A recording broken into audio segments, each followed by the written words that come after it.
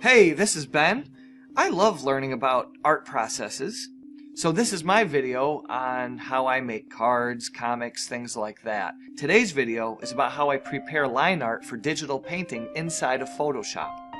We'll cover how pros do it, and then I'll show you how I tweak this method to suit my very specific purposes of how I'm making my project. We'll finish up with how you can automate and streamline your work using actions. If you don't know what actions are yet, they're very simple, and once you know how to use them, you will use them. They are awesome. They are great. Now, most pro illustrators, they start with a drawing, and they use it as a springboard or a guide. It's usually a scanned-in drawing, or more often, they draw right inside of Photoshop. But this drawing changes along the way. They often use it as at a reduced opacity, and they're tweaking it as they go. And as they render the painting out more and more, they eventually discard the drawing layer completely, and it looks great. It's more of a painting than a drawing. So the prep work is very simple to do this. They use the multiply method, and I'll show you how that works. Whatever layer it's on, let's see, I'm using my example here, and it's on a background layer, it's locked. If I double click on the layer and rename it, I'll call it ink. Call it whatever you want. When you rename the background layer, it unlocks it. Now it's a floating layer, which is what I want. I'm going to click down here and make a new layer, and I'll call this one color. I'm going to drag it underneath. Now if I paint on the color layer, you're not going to see anything because this ink layer is on top. It's at full opacity and it's a normal layer. Now the multiply method is super simple. All you do is put your drawing on the top, go up to the mode for the layer and click it. Instead of using normal, go down to multiply. That's it. It's very, very simple. So if I take a brush and I click on the color layer and I pick a color, yeah, we'll use some sort of blue, and I paint, you can see the drawing and the painting at the same time. Does not change the color. It's a great way to work. It's awesome. You render it out however you want, and when you're done, you get rid of this layer, and it looks beautiful. So that's how the pros do it. Now let me show you how I do it, which uses 99% of the same idea, but I have to change a couple things. Let me revert it back to my original scan. There we go. It's a locked background layer. It's just my scan. Now I drew this on paper, and I used pens and markers, and then I just scanned it. Here is the problem that I have. Let me show. Well, here's the style of what I do. Here's the back of one of my cards I'm making. You can see in mine, it's not a rendered out painting. The drawing is the main component of my artwork, and the color supports the drawing. So I keep the drawing intact and display it in the finished artwork. I keep it. And not only that, my drawings have to be very, very black. The ink has to be clear, crisp, and pure black, because I want that overprint black ink look. This is a close-up on some of the packaging on the box for my card game. Same thing. The color is there, but it's supporting the drawing. So I have a slightly different goal than the average illustrator who makes these beautifully rendered out paintings in Photoshop. So I had to tweak the multiply method a little bit, and I'll show you why right now. Alright, here's my scan. Black and white drawing, beautiful. But let me show you something. If I zoom in and I go up to window and I pull up the info, I don't know if you can see that or not. This says K, this is the black information. So if I hold my mouse, my cursor, over the areas that are supposed to be black, even without doing this, you can see that's not pure black. There's so much variation of value within these blacks.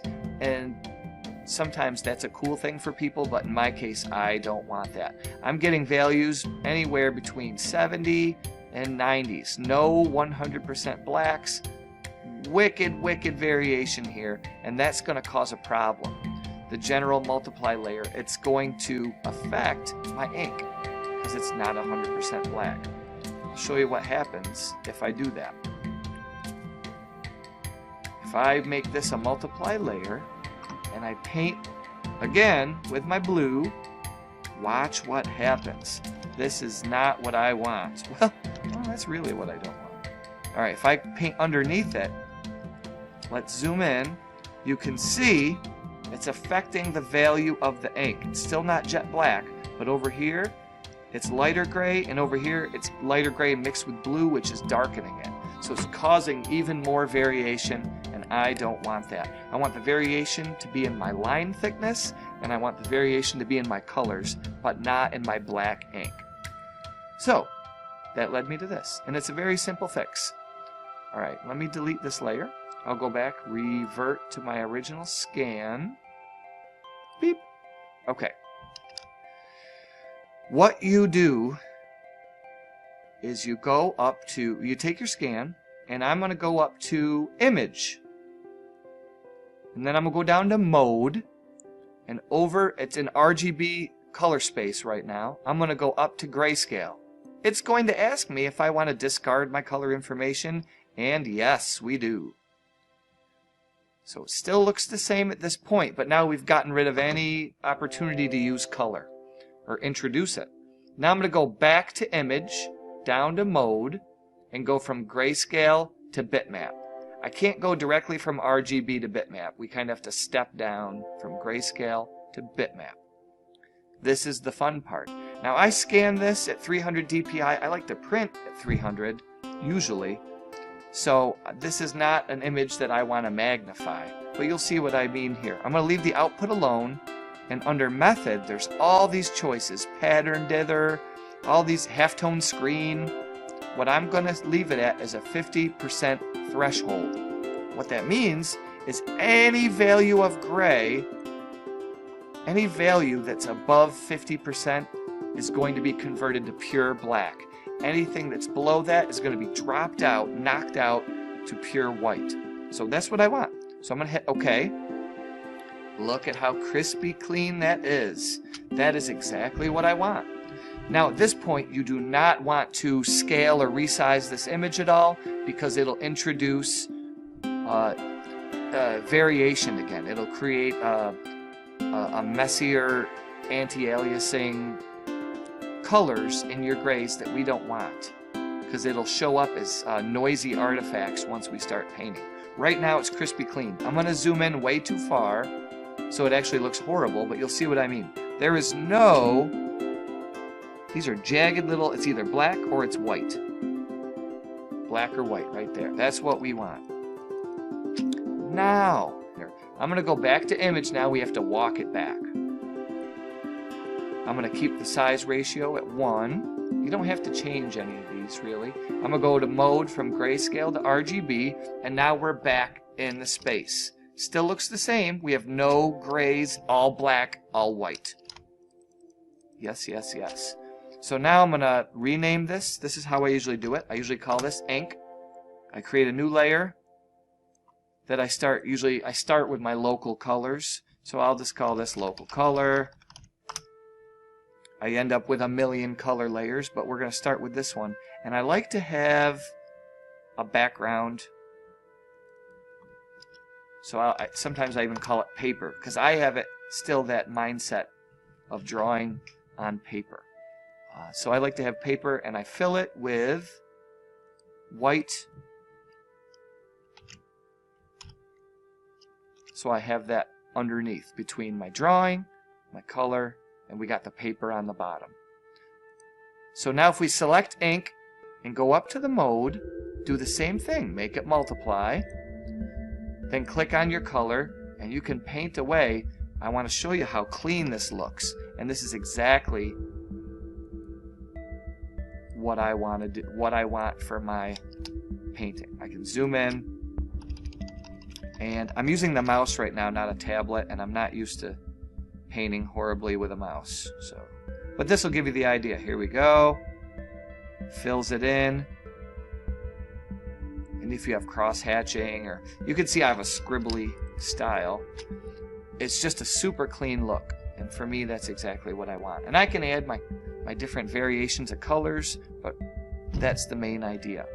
Now the trade-off between what I do and the plain old multiply method is there's like 50 more steps.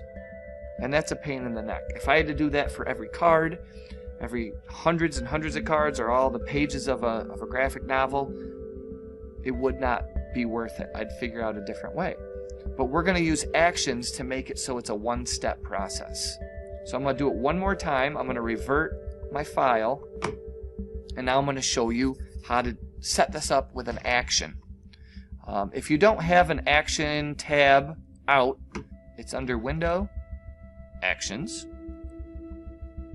and you're going to have all these folders, or they call them sets. And what you want to do is you go down to the bottom and you click Create New Set. It looks like a tabbed folder. So I'm going to click on that, and the new set, I'm going to name it Prep Line Art. And hit OK. Now with, and I already had one made, I guess. So with that already selected, I'm going to click on this. It looks like a page here. Create New Action. Click on that. Name this whatever you want. I'm going to call it, well, we're going to change the mode and add layers, but name this whatever you want. I didn't have anything thought out. Instead of OK, there's a record button. As soon as you click that, boom, any commands that you give Photoshop is going to be recorded. And I'll leave this open here so you can see. All right, let's go up now and start from the beginning.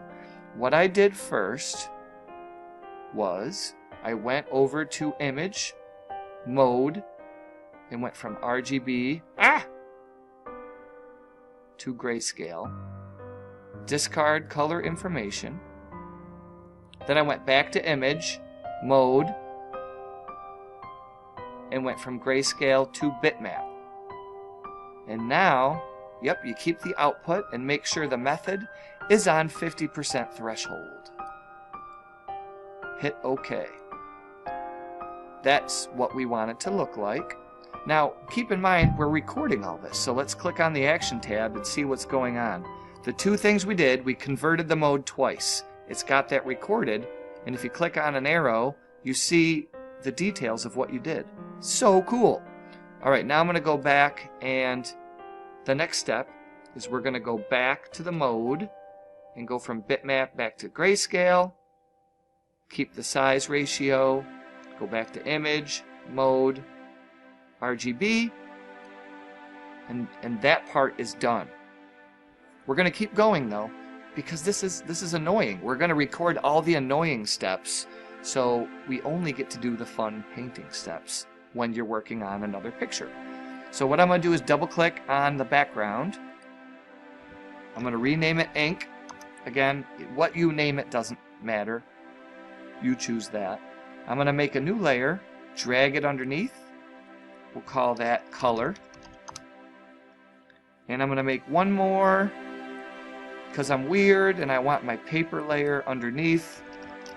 That's not at all necessary. This is totally my thing.